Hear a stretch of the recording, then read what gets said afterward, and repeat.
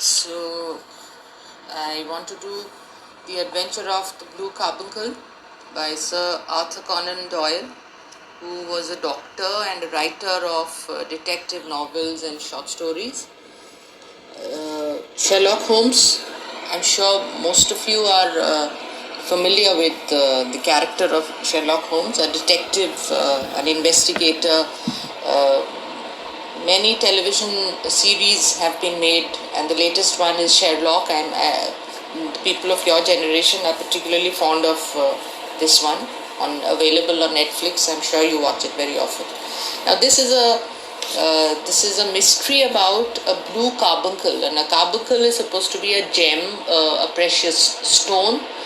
And this is a story, an adventure of an adventure in which Sherlock Holmes seems to find the answer to the mystery using his own very intelligent deductions and his way of studying and researching and understanding the entire mystery. Sherlock Holmes has a friend called Dr. Watson, and generally the stories are written from the perspective of Dr. Watson. And here the story begins with Dr. Watson visiting Sherlock Holmes on the morning 2 days after Christmas. That is the second morning after Christmas, and it is a very beautiful description of London during Christmas time, when the air of festivity, the chill in the air, the snow, etc., is described at good length and very beautifully.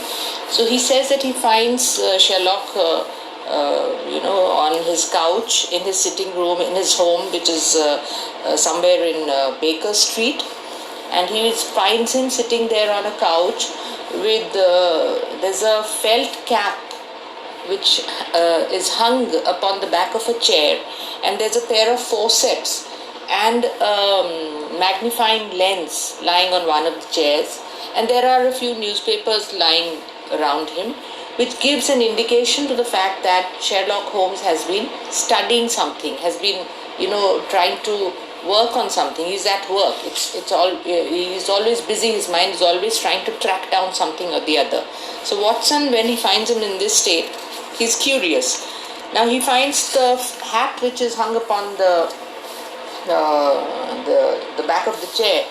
It seems to be an old black felt cap. Felt is a kind of material which is not very hard, not very soft, and the hat does not look to be a new hat. It looks like a worn out hat which has been much the worse for wear, and he is curious. So he says, perhaps I disturb you.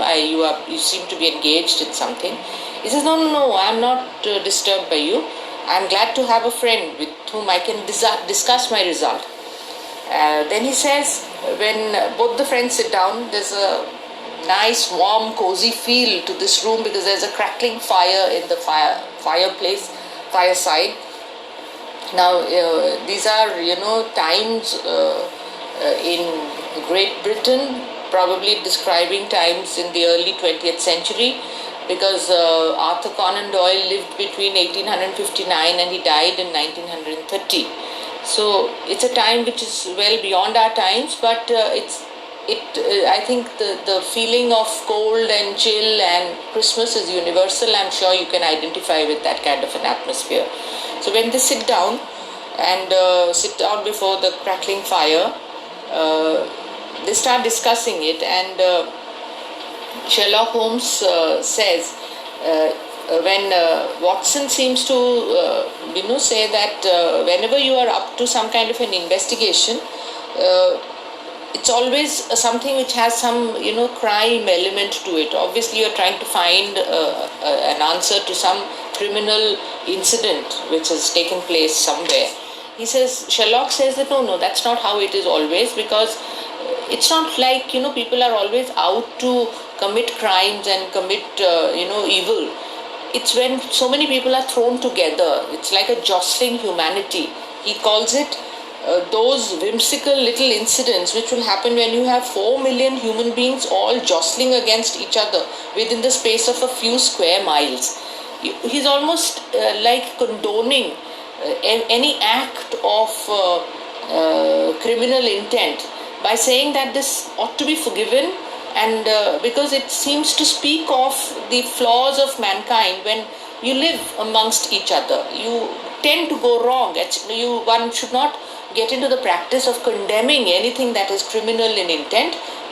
Of course, if you can't really ignore acts of criminality, but then there's no need to be so contemptuous of it, or so hateful of any deed of crime, which kind of sets it gives you a background to the story that we are right now talking about. Then he goes on to describe the hat that's there in front of me. Obviously, that seems to be the object of study with him. And when he is describing the hat, he's actually talking about the wearer of the hat, the possible wearer of the hat, or the owner of the hat. What does he deduce from his study of the hat? He says that the wearer of the hat is probably a middle-aged man. He has grizzled hair, which means his hair is both grey, black and white. Okay, grizzled is something which is greyish, and he doesn't see. This has been probably about 3 years old, and this man has probably been more prosperous 3 years back, and now he is not. And he's an intelligent man, and he's a man who's probably married, but his wife probably doesn't love him as much now. And what else does he go on to say about him? Wait a minute. He goes on to describe the possible owner of the hat. Just a minute, one sec. Okay. Now, I think before describing the hat, he describes how he came upon the hat, how the hat came to his house. He talks about a guy called Peterson, and Peterson is a commissionaire. Commissionaire is something like a security guard who keeps doors, who stands watching the entries and the exits of any building. So this morning, or maybe the morning before, on Christmas morning, Peterson was returning from an evening of fun and frolic. Generally, Christmas is a time for a lot of fun and celebration. So this man was returning from an evening of entertainment when he, on the streets, and there was this street called Tottenham Court Road. And while he was walking, he noticed that there was a man walking ahead of him with a big goose. Now, a goose is a bird. We hear about goose and geese, and I'm sure you've known the rhyme, goosey, goosey gander, where shall I wander? There's goose and turkey and chicken. This is all, belong to a category of poultry which is eaten. Like whenever I talk about non-vegetarian food, I think Sizzle makes a face, but then it is how it is. People do eat non-vegetarian food, and they are talking about a huge goose which was being carried by somebody who was walking ahead of Peterson in Tottenham Court Road. And while they were walking, suddenly Peterson noticed that there were a few people who came and attacked the man ahead of him, and in all that confusion, the man who was holding a stick with him, he managed, in his defense, when he swung his stick, he managed to break one of the windows of the shops, and he got so frightened that he left both the goose and the hat on the road, and he ran away. Now, he probably ran away seeing Peterson, because Peterson was a person in uniform, a security guard. He, half passes off like a policeman because he wears a uniform. So both the assailants, the attackers of this man who was walking ahead of Peterson, and Peterson himself probably got afraid of this man, of Peterson, thinking that he's a policeman. And there was something, something fishy happening. And they all ran away, and it was up to Peterson to pick up the goose and the hat and come to Sherlock Holmes, because Sherlock Holmes was popular as an investigator, as a detective, and he was probably on good terms with Peterson. He knew him. So he came to him to probably have some answers to this question. Now, this hat had on its lining, the inside portion of the hat had a silk lining around it, on which was engraved two letters, HB, and on the goose leg, one of the legs of the goose, on the left leg was the initial HB written. Sorry, it was a card attached to the leg of the goose where it was written, for Mrs. Henry Baker. Now this man, Peterson, came to Sherlock asking him, what do I do? I mean, I need to restore the lost property, and how do I find this person, if you can help me? So he brought around both hat and goose to me on Christmas morning, knowing that even the smallest problems are of interest to me. So this explains why he brought it to Sherlock Holmes, knowing that these are matters of interest to me. I like to always follow any matter which seems to have puzzling questions to it, so he brought them to me. Now, he asked Peterson to leave the goose behind, and while he's trying to study the hat. So, Sherlock asks Watson to pick up the hat and try and study it on his own and try and deduce a meaning out of it. Then he offered him the answers. He says that to Sherlock, he feels that, like I have already mentioned, that this fellow was probably, the owner of the hat was probably someone who had, been rich 3 years back, and now he's not, because this expensive hat can only be afforded by somebody who has good money. But obviously, because in 3 years' time he has not changed his hat, the hat looks well worn, hat looks a little worn out. There are a lot of cracks there. There are lots of stains which have been smudged by ink spots. By all this, I can understand that this man probably doesn't have as much money now as he did 3 years back. And he is an intelligent man, which he explains by saying that the hat is a big sized hat, and anybody who has a big head obviously has a big brain inside, and that's how I explain big size of the hat. And then this is how he seems to make out whatever he can out of the hat. Now, while they are sitting and talking, suddenly they are visited by there's also another deduction he makes, that he probably doesn't have a gas connection in his home. And when Watson asks him that how on earth can you make out from the hat whether he has a gas connection in his home or not, gas pipes. Now in Chandigarh today we are advanced enough to have gas pipes laid directly to homes, reaching home. Earlier we used to have those cylinders. In London, way back, so many years back, I'm sure they were far more advanced than us, but they had gas pipes. But this man did not. Why?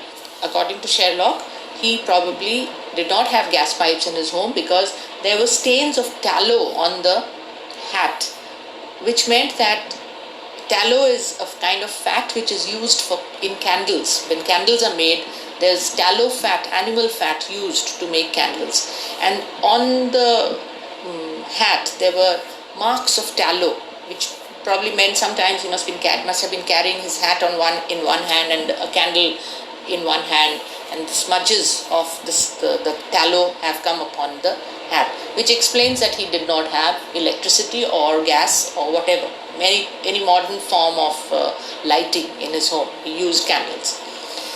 Now, during this conversation, Peterson suddenly arrives there, and he is looking all flustered and says, "Sir, the goose. No, what happened to the goose? No, when my wife, decided to cut it in order to cook it for our dinner, because you told us to take it.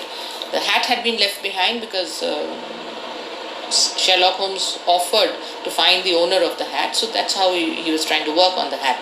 Now he says that when my wife cut open the goose, in the crop of the goose, there was this which we discovered. And what was that? That was a red colored stone, which obviously looked very precious. And Sherlock deduced from there that it was the stolen gem of Countess of Morcar. Countess of Morcar had been advertising in the papers for her stolen gem, which was stolen from the Hotel Cosmopolitan.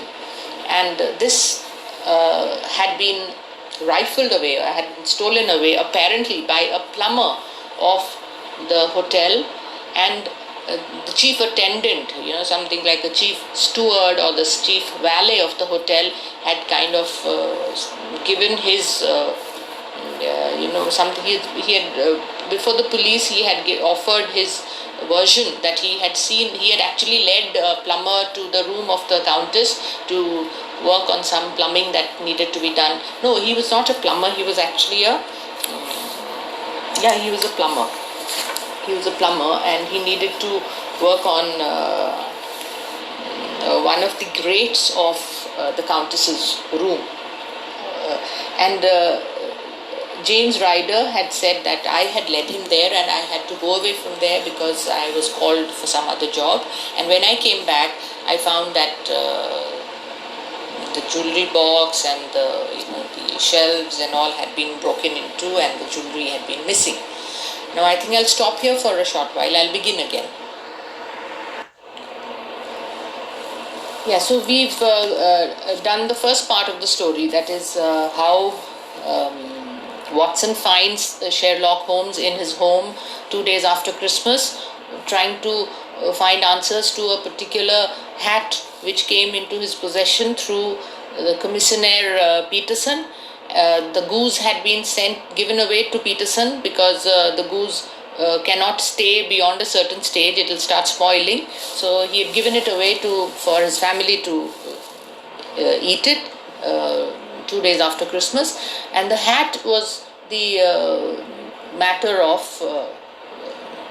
question, because they're trying to find the owner of the hat right now. And with Watson's help, he was trying to figure out various answers to the question of the owner of the hat. Now we've already done this, that how Sherlock was trying to understand from the quality of the hat, the fact that the owner was probably a middle-aged man because he seemed to have grizzled hair. The owner was probably someone who's fallen in fortune, been richer earlier. Now he's not, considering the fact that he's had just one hat and not more than that. It's well worn, a little spoilt in places with stains, etc. Somebody who seemed to have foresight earlier and doesn't have anymore, in the sense that it's the hat had a loop where a hat securer was probably placed earlier. A hat securer is a string which a hat wearer wears along so that it kind of attaches itself to the chin and keeps it from flying away when there's a huge strong gust of wind or breeze. But the string was not there anymore, which meant that this man was not as careful as he used to be once upon a time. Now he used lime cream from the fact that there was he'd had a recent haircut, because there were tiny pieces of hair which were stuck to the lining of the hat, which meant that this man had grey hair. That was a matter of study. And his wife probably didn't love him enough, because there was a lot of dust upon the hat, which meant that and it's not the dust of the streets. It's not as if it's been worn outside. It's been lying unused inside the house. And a wife who allows her husband to go out of the house wearing a dusty hat, according to Sherlock, is not a wife who loves her husband very much. So this is a very amusing kind of conversation between two friends who are trying to deduce various facts from a study of an object. It's a very intelligent way of deducing facts, and a very entertaining way, because it establishes the rapport that is there between the two of them, where Watson and Sherlock Holmes are good friends, and they're very frank and honest with each other, mocking of each other also. And that's the time when Peterson arrives and announces that there's this goose which had this carbuncle lying inside its crop. Crop is a part, it's something like a small bag in the throat of a bird, and the carbuncle was there, and his wife found this carbuncle, and he is quite dazed about it, and he comes rushing to Sherlock Holmes to tell him about this. That what do I do? I mean, if I had found this, what to say about this? Now, from this, Sherlock Holmes understands that this is the carbuncle which was stolen from the room of the Countess of Morcar in Hotel Cosmopolitan, and an innocent man.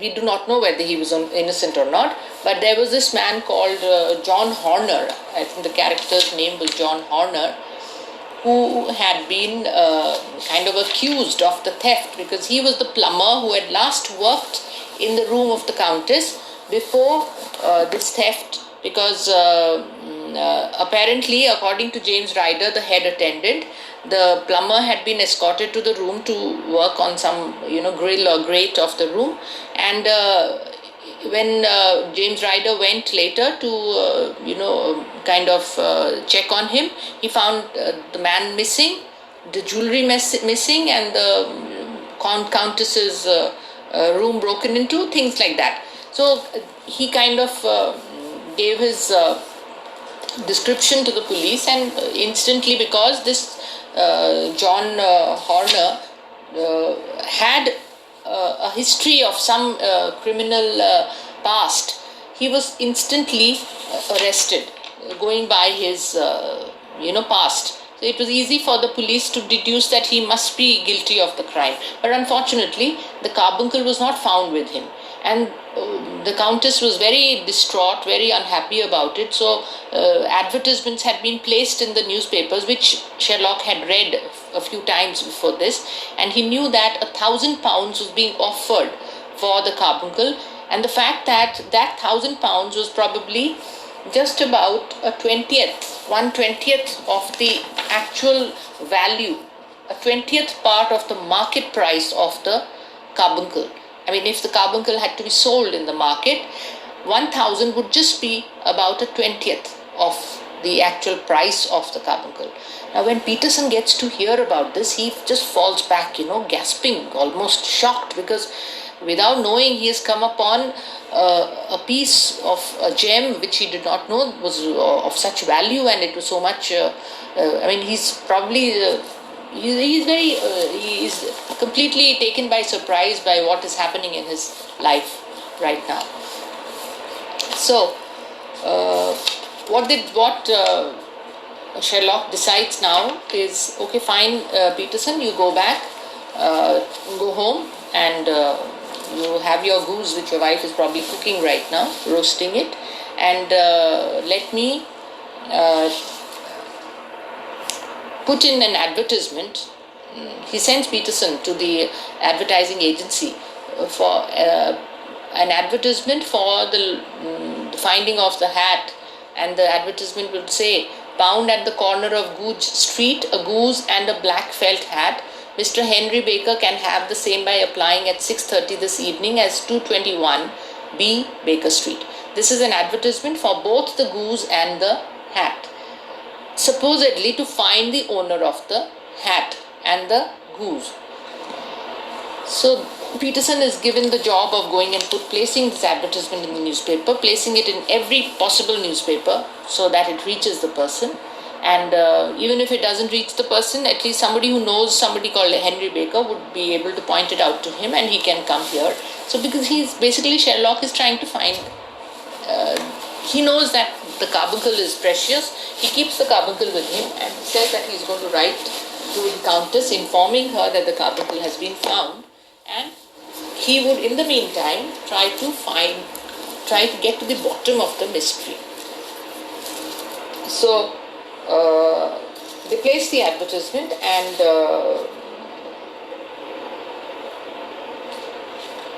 he goes on to tell Watson about the value of this stone, it's a stone which is not yet 20 years old. It was found in the banks of the Amoy River in southern China and is remarkable in having every characteristic of the carbuncle, save that it is blue in shade instead of ruby red. Now, the carbuncle is generally supposed to be red in color, but this one is a blue one.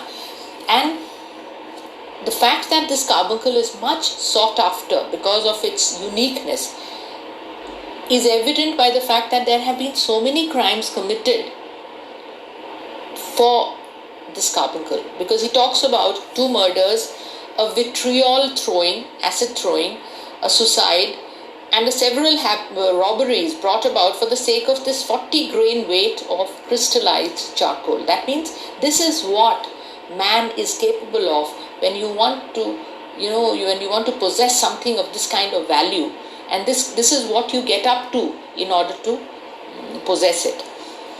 So both the friends part here because Watson has some work to do, so he says that I'm going on my visits. He's a doctor, so he has to go around looking up his patients. He says, I'll come back here because I'm also curious to know what happens to what is the result of that advertisement you're placing in the paper. So I will come back in the evening. So Sherlock offers him a dinner. He says that Mrs. Hudson, who is his housekeeper, she is probably cooking today a woodcock, which is another kind of poultry. This is Christmas time, so they are all having fun and eating good and enjoying that small period of rest. And it's a time, and he's already mentioned that Christmas, no, I think he'll mention this later, it is the end of the story. So they decide to meet at 7 in the evening, and when Watson arrives at 7 in the evening, he finds another man waiting outside Sherlock Holmes' home. He sees a tall man in a Scotch bonnet with a coat which is buttoned up to his chin, waiting outside in the bright semicircle which is thrown from the fanlight. So along with him, he and this stranger, they are both escorted up to Sherlock's sitting room, and Sherlock Holmes guesses the identity of the person, and he knows that, okay, you are Mr. Henry Baker, you've come because you need the hat and you want the goose, so you've come here. Now, he's already also arranged for another goose as replacement for the goose that Peterson's family is eating at this moment, because he has advertised for the goose and for the hat. So obviously when the man comes around, he will expect to be given the hat as well as the goose, because he's bought that goose for a certain amount of money. So when he talks to Henry Baker, he gets to know that Henry Baker is a large man with rounded shoulders, and he says, we are surprised that you did not advertise for this goose and for your hat. Now, the fact that he is not a very rich man is evident from the admission of Henry Baker here. He says that, look, if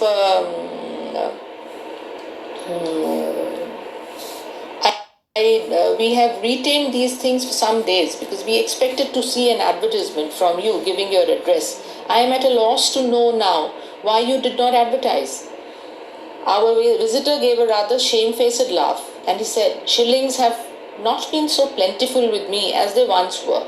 This is a very clear proof of how correct Sherlock Holmes' deduction was about his nature of fortune at this present time, because he had said that this man seems to have been rich once upon a time, but he doesn't have any money, and that Henry Baker himself explains it by saying that I did not have enough money to place an advertisement in the paper for a lost goose and a lost hat, because I'll probably be spending more money in the advertisement than I have spent on this. And I assume that my hat and my goose had been taken away by whoever assaulted me that evening, that night of Christmas.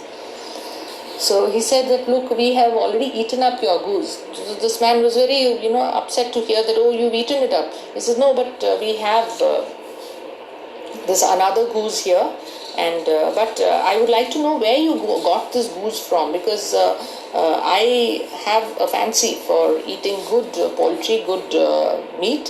So if you can tell me the place, the source of this excellent bird that you have bought for yourself for Christmas, and take your hat and go.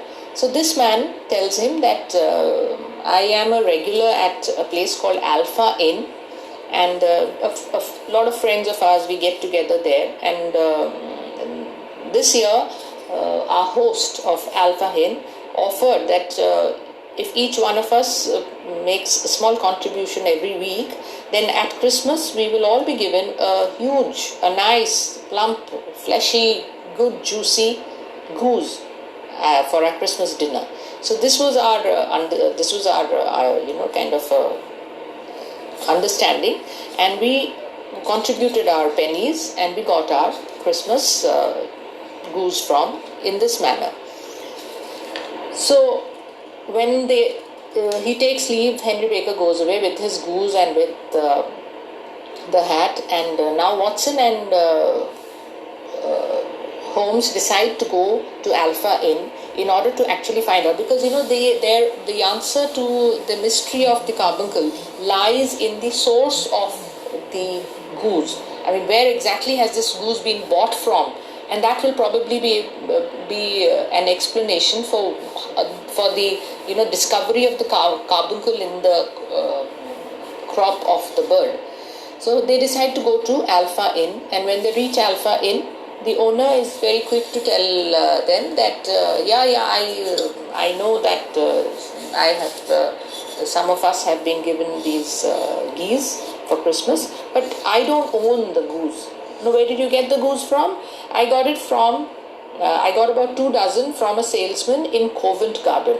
And which salesman was it? This was, now I don't know, now there's this salesman, there's this shop called Breckenridge, and that's where we had ordered about 2 dozens of geese for this,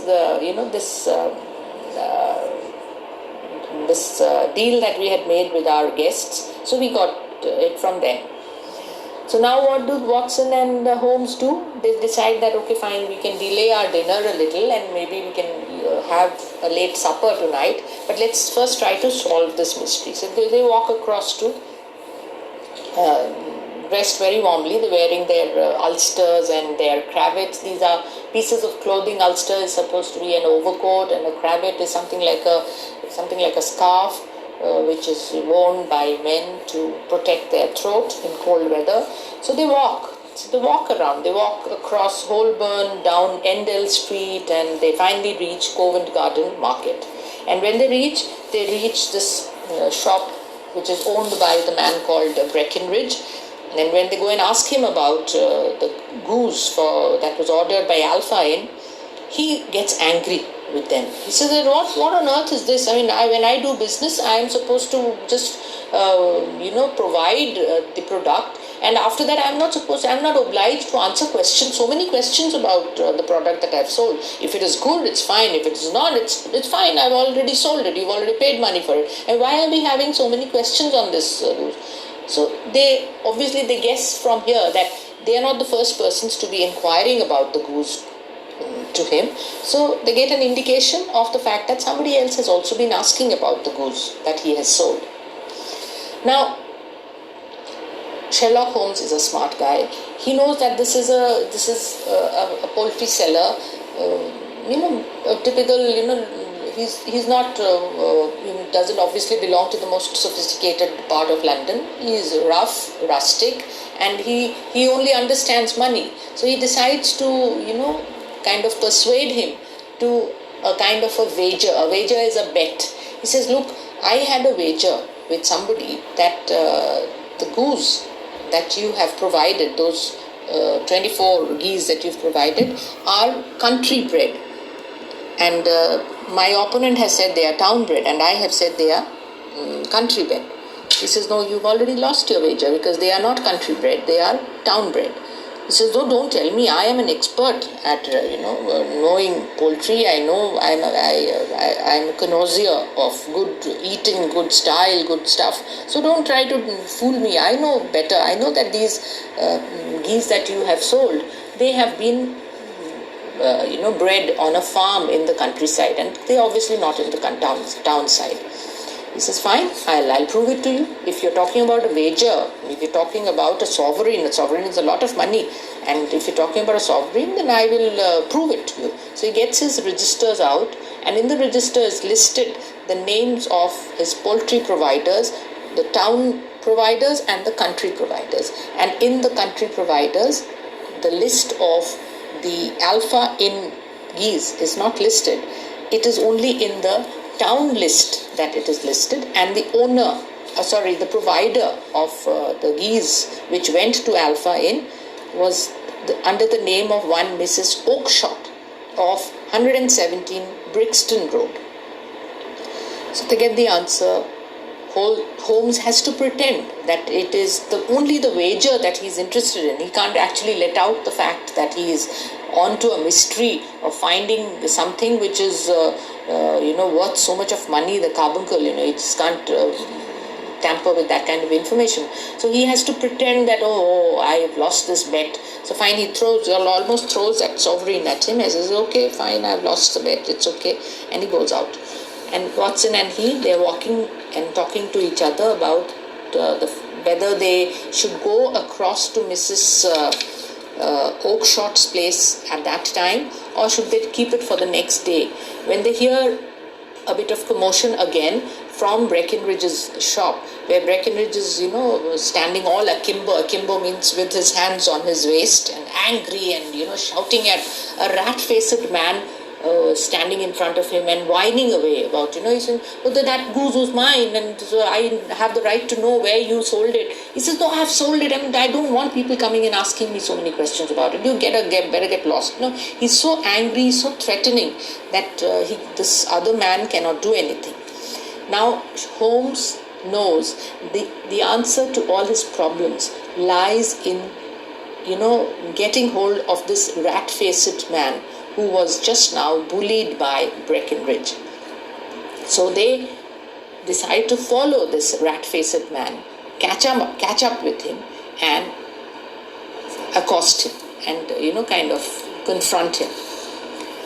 They decide that I don't think we need to wait for a visit to Brixton Road and to Mrs. Oakshott. We can probably find the answer to our mystery right here, right now. So they follow up this other man and go and meet him.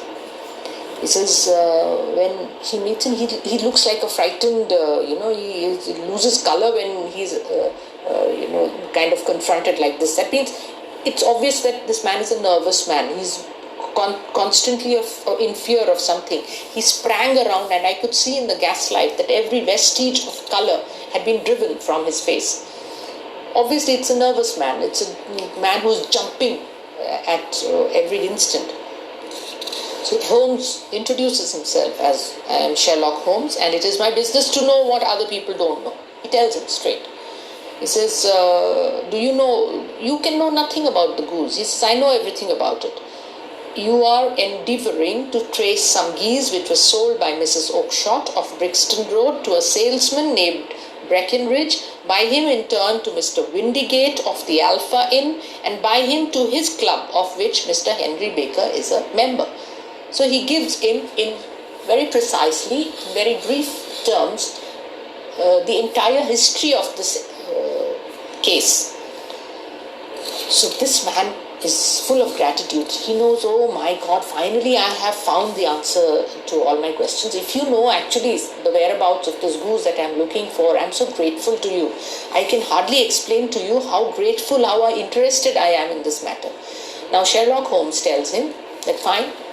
He calls a cab driving past and he says, but let's tell me, before we go further, let me know the identity, your identity.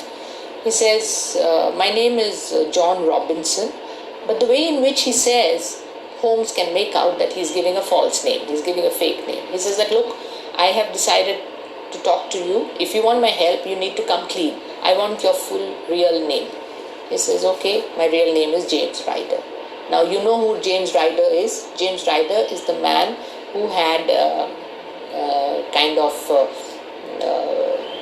helped in having John Horner, the plumber in Hotel Cosmopolitan, to get arrested on charges of stealing the carbuncle of Countess of Morcar.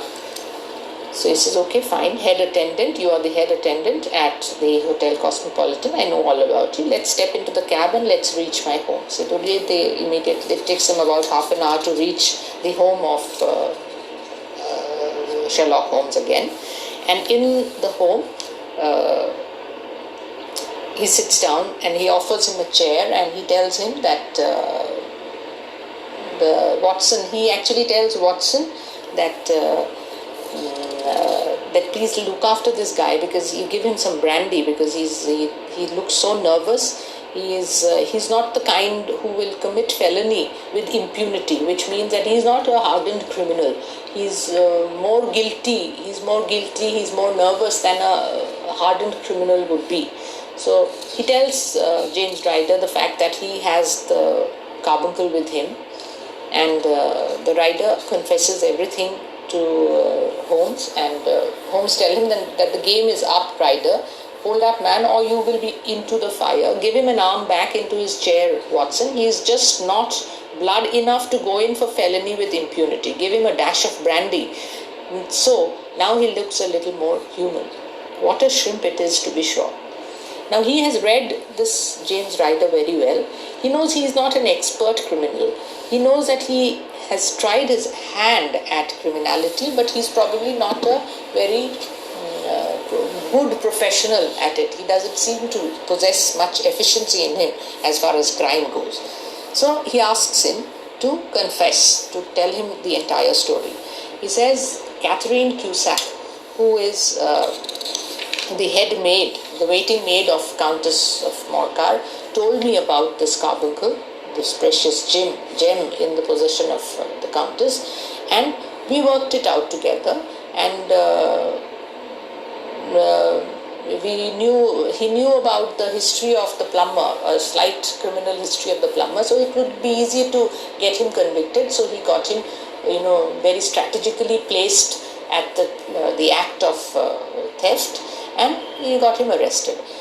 And Holmes expresses his complete disgust with this man. He said that to do something as evil as that, you can't be forgiven really, because you not only did you do something which is as mean as a theft, but you also tried to harm an innocent person in your effort, which is not really done. But he wants to know the entire story, and how on earth did the carbuncle reach the crop of that goose which was bought by Henry Baker. Now James Ryder goes on to tell him the real story. He says after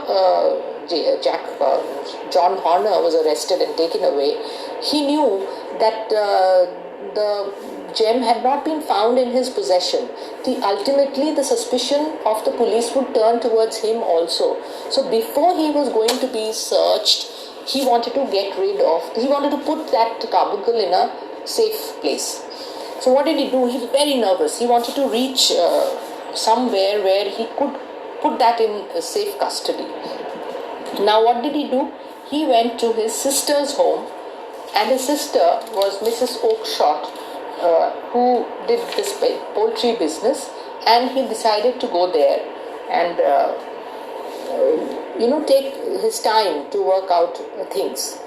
So he came to Brixton Road, but his entire journey to Brixton Road was a very tense, very anxiety-ridden journey, because constantly he was expecting to be hauled up by the police and caught, and the gem found in his body somewhere. So he was very scared about the fact that he was carrying a gem, a stone worth so much, and at any moment he could be caught and arrested and put behind bars for it. Now he had a friend called Maudsley who was a criminal, and he had once told him about what thieves do when they steal, how they put their stolen goods into hiding, and he thought that he's a good person to consult right now. So he wanted to probably meet him, or he would take his advice to turn that stone into money. And but at this point of time, the stone was lying in his waistcoat. And when he had reached his sister's home, he was standing along, he was in the backyard of his sister where all the birds were congregated, and suddenly it struck him. His sister had promised him a goose for Christmas as a Christmas gift. So he decided to pick on one of the geese from there, and he very smartly opened the beak of the bird and pushed the stone into the beak, and he felt that the stone went in and placed itself in the crop. And that when the bird was obviously jittery and fluttery and flapping about, and hearing that noise, his sister came out and she said, "What are you doing with the bird?" No, I was just checking out, because you said you were going to give me a bird, so I was just checking out the fattest one so that I could take the fattest one. He said, "No, you don't have to worry about that, because we've already sorted out what we want to give you. That's already left. It's kept separately. You don't have to worry. We've taken the fattest one for you. It's already being called as the one for Gem, so the Gem's bird. So don't worry about that." He said, No, I want this one." She says, "Okay, do what you like." But by then the bird has flapped away and gone into the midst of the flock of birds, and there were two birds which had a black bar on the tail. So he saw the one he had just used to push his carbuncle into its crop, into its throat. So he picked up one and he took it home with him. And when he reached home, he had the goose cut open, and with his friend Maudsley, and when he cut open the bird, he found that the gem was not there inside the body of the goose. So he rushed back to his sister's place and asked where, and found that none of the birds were there anymore. So he asked, "Where are the birds?" "No, they have been given to the dealers." "Which dealer?" "The dealer is Breckenridge of Covent Garden." So he said, "But there was there only one bird which had a barred tail to it?" She says, "No, there were two. I always had a problem, telling them apart because they looked so alike." So he understood what has happened. He has picked up the wrong bird.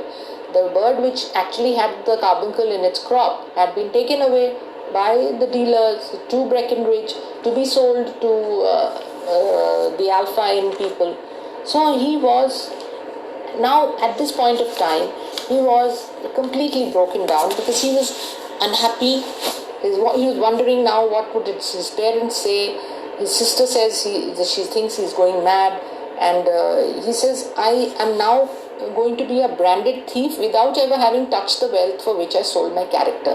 So now he is in a mode of repentance. He's unhappy, he's crying, he's nervous, he's anxiety ridden, he's completely stressed out and broken down. Now he's gone down on his knees and tried to plead to Sherlock Holmes to let him go and forgive him and let him off, because please have some thought for my family, for my parents who are going to be so upset on hearing this. Now here Sherlock Holmes takes a very significant decision. If you remember, I talked about in the first episode, I talked about how Sherlock Holmes uses his own intelligence, uses his own laws of fairness and justice to decide cases. These are cases which don't come to him through the police.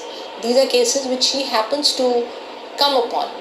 He's a private detective, so he gets cases from private people, from his clients, or he probably reads of events which have taken place through newspapers, etc. And some of his cases, as I have mentioned earlier, some of his cases have been cases where he has, he's the one who has actually decided in favor of the convict, because thinking of something which went in his favor. He's talked about Irene. There were three cases out of six cases that Watson mentions at the beginning of the story. Three cases were entirely free of any legal crime, according to Watson. In the last six cases that I have been making notes of, Watson is probably the character who represents Arthur Conan Doyle in the entire, Sherlock Holmes mysteries. He says he admits to the fact that he makes notes of the cases of Sherlock Holmes, and of the last six cases, three were entirely free of crime. That means not every time does Sherlock Holmes try to convict a person, a guilty person. If he finds that a person has been guilty, but he probably has enough of regret and repentance, and he's probably done it out under some compulsion or something, he allows his own discretion to go in favor of the convicted. Because it is within his power whether to report this case or not to the police, after all. Now there was a long silence, and broken only by the heavy breathing of James Ryder and by the measured tapping of Sherlock Holmes' fingertips upon the ridge of the table. Then my friend rose and threw open the door. He says, "Get out," said he. He says, "Get out," to James Ryder. He says, "Okay, fine, get out." "What, sir?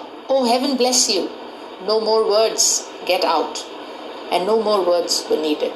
There was a rush, a clatter upon the stairs, the bang of a door, and the crisp rattle of running footfalls from the street.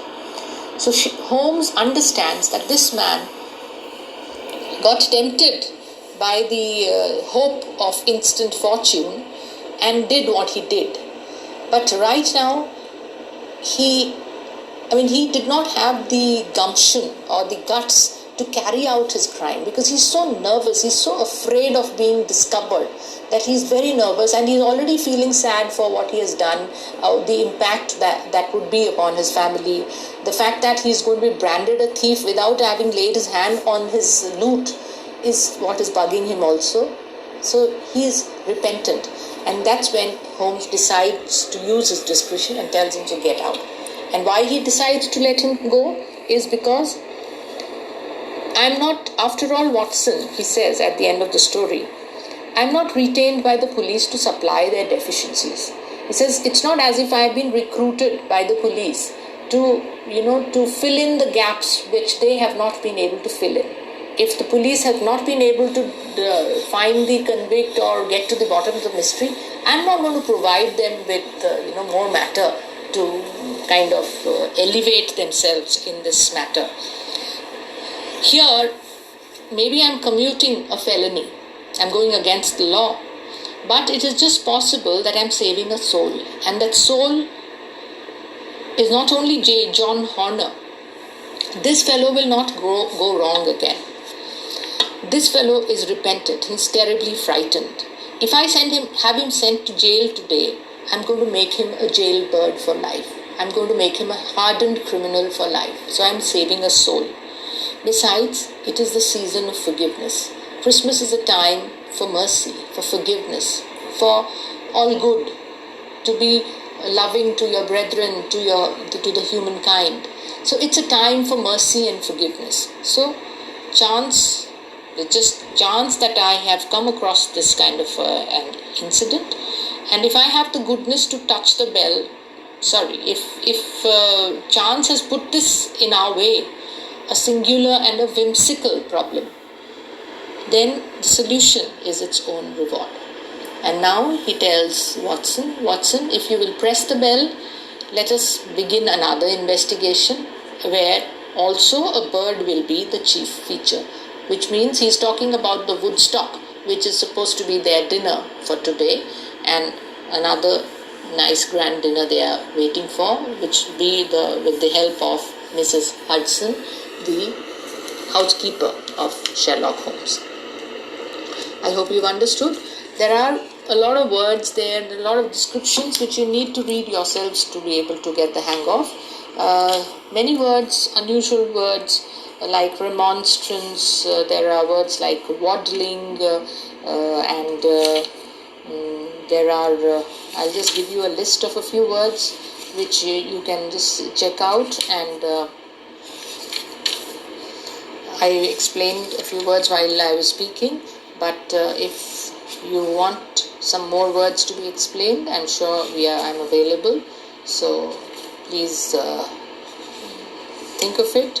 And okay, fine, I'll tell you a few words which you can make sentences with and get back to me in the next. I'm not going to hold a Zoom class anymore, because I hear from a lot of people who are having network issues where they hear only wah, nothing else. So it's pointless me trying to hold a class. I think it's better that you listen and try to understand. figure out if you don't understand something and frame your own answers to it. There are these words, retrogression, remonstrance, moral retrogression. He had foresight. This is on page 208. He had foresight but has less now than formerly, pointing to a moral retrogression. That means moral retrogression means it's something that to do with his values, which is probably not as high as it used to be. It's been retrogressed, gone backwards. He talks about a remonstrance. Remonstrance is a kind of a protest. Then he talks about a sedentary life, which is not a very active life. I think I talked about grizzled hair, which is your salt and pepper hair. Then what else? Daubing them with ink, where he talks about the stains on the hat and they've been daubed. Daubed means smeared with ink to kind of hide the marks, to make it appear new, because nobody likes to wear old hats, ugly looking, unpleasant, dirty hats. Then what else? How many more words can I talk about? Yeah, that's it. I think you people listen to this and get back to me as soon as possible. All right, thank you so much. See you soon.